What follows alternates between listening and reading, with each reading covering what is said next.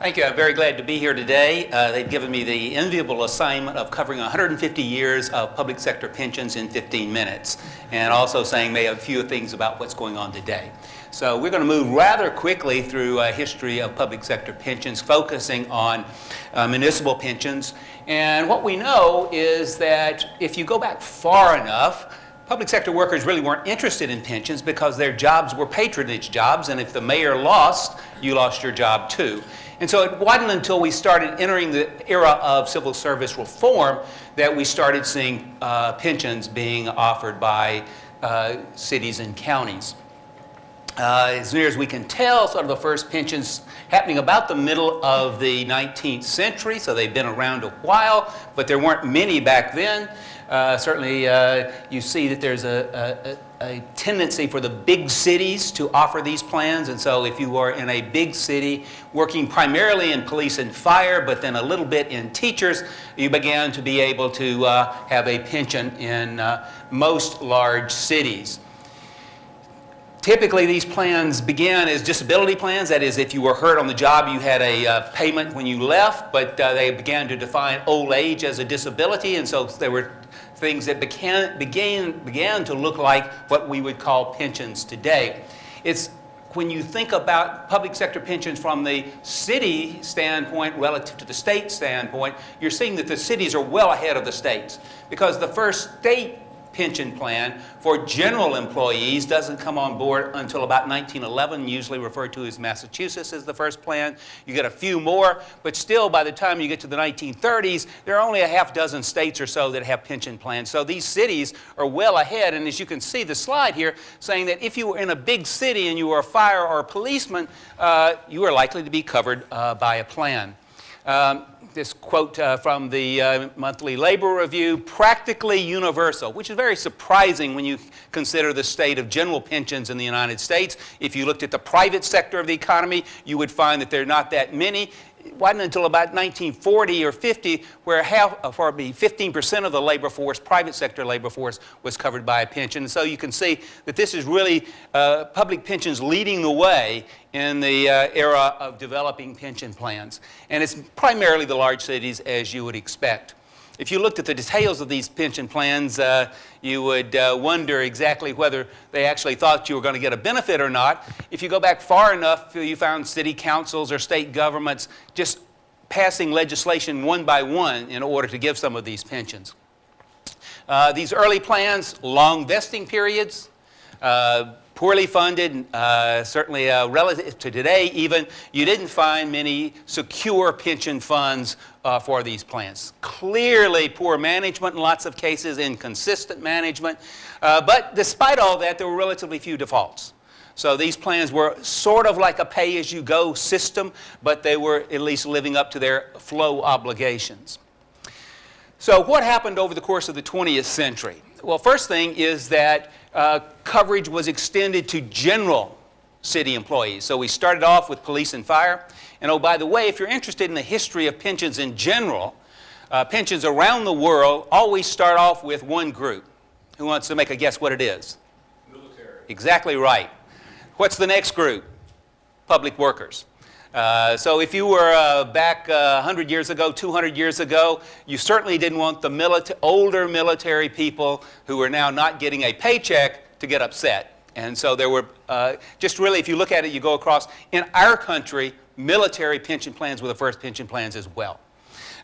So sort of consistent with police and fire, having pension plans as well. But generally, as we go forward through the 20th century, we find more and more general workers being covered by some type of pension plan.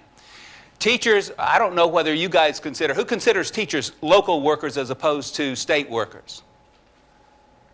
Local, local, local, state, state, state, state, state. It's really sort of an interesting issue.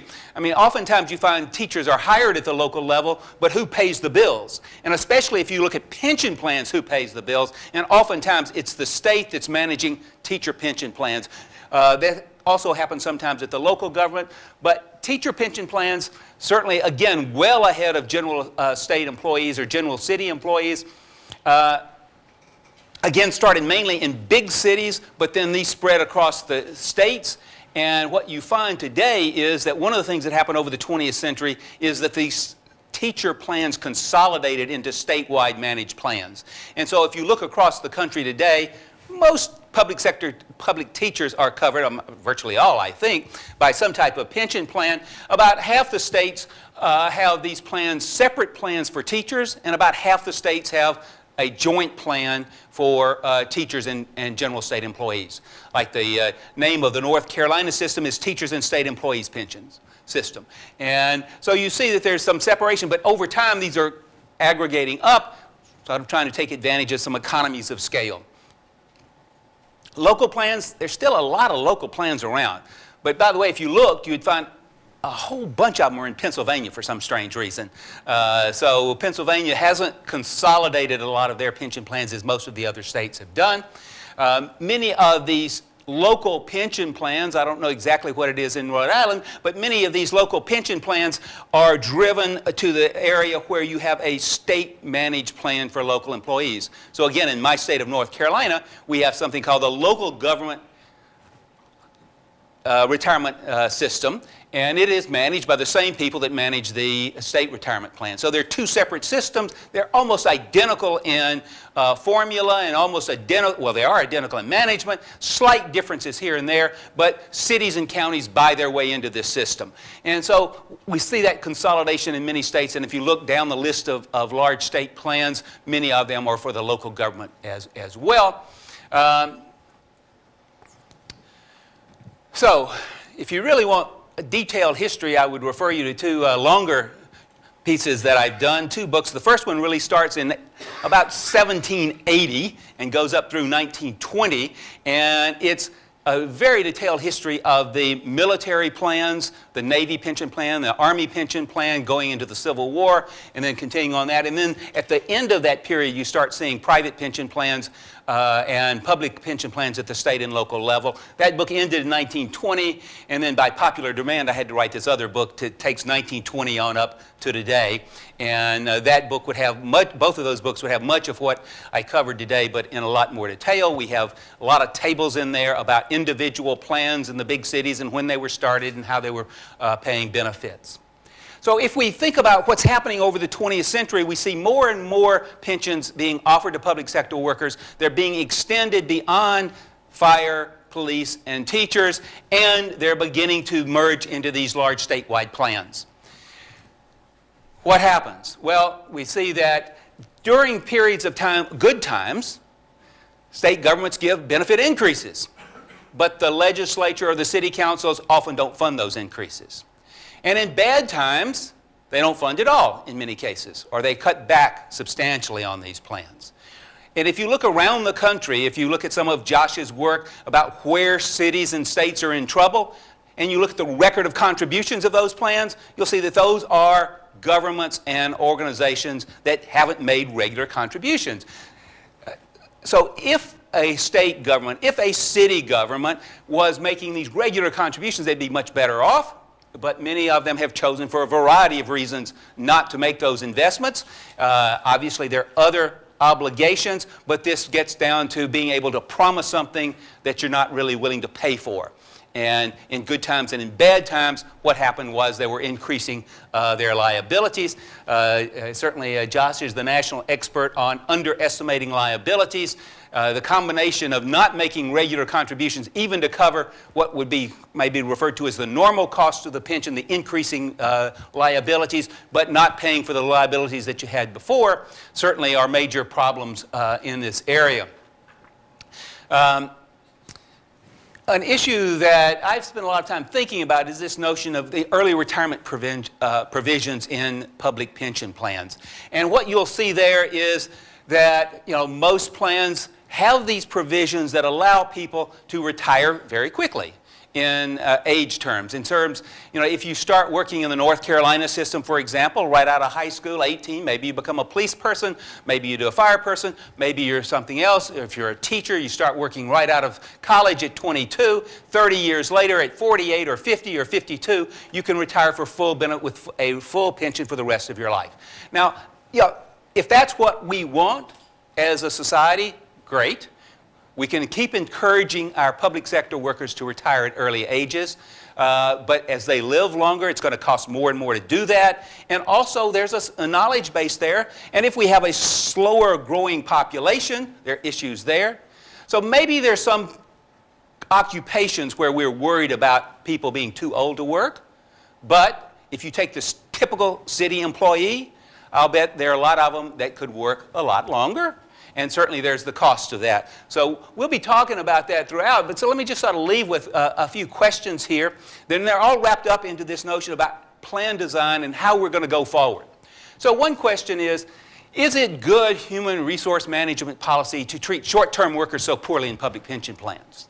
And the answer is, I don't know about your pensions wherever you are, but in North Carolina, we hire somebody, and if they leave before they are vested, we've given them the unique opportunity of giving the state or the city government the opportunity to give the city or state a no-interest loan for 4 years. So I assume most of your plans are contributory. Same way in North Carolina, they take 6% of my salary before I even get it. And if anybody leaves before they're vested, all they do is they give them back their own contributions. Is that what we wanted to do? In a defined benefit plan, that's the basic structure. You don't do very well for young employees, but you do really well for long-term employees. And how that plays out, maybe that was what we really wanted to do a few years ago because we wanted to attract and retain, put a big penalty on leaving, and people stay. But is that what we want for the future? I mean, there's this whole area of Teach for America. Who knows about Teach for America? Okay, so what are those? They're smart kids coming out of good schools with good knowledge, and they're going to go into teaching, but they don't think of it as a career. So they're going to teach 2 or 3 years.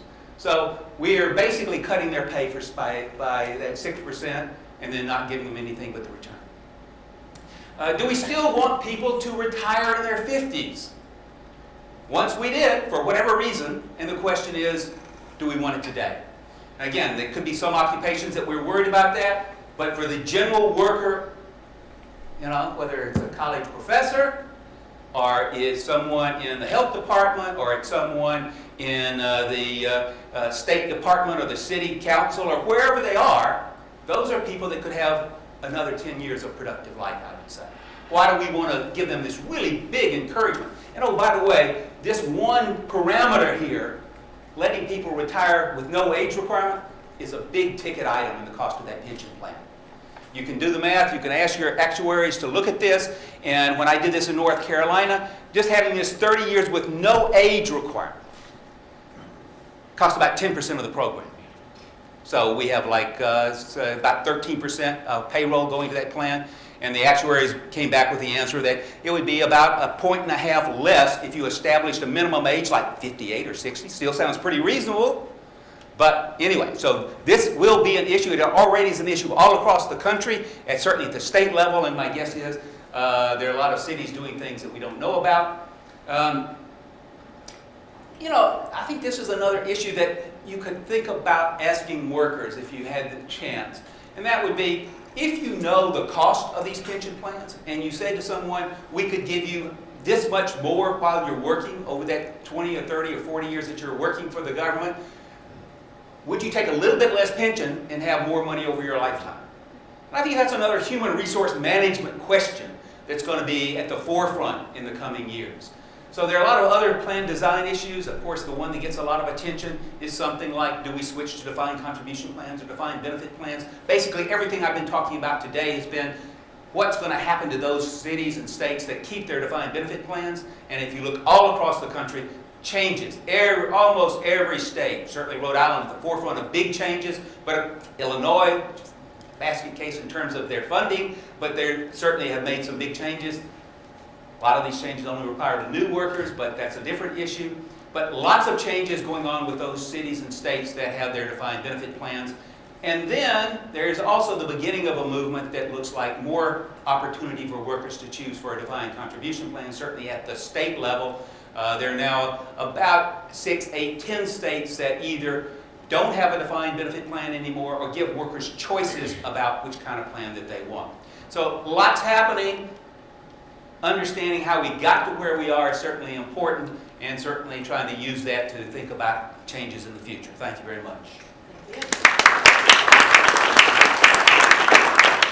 Oh, I should have said all that, but we'll do that later.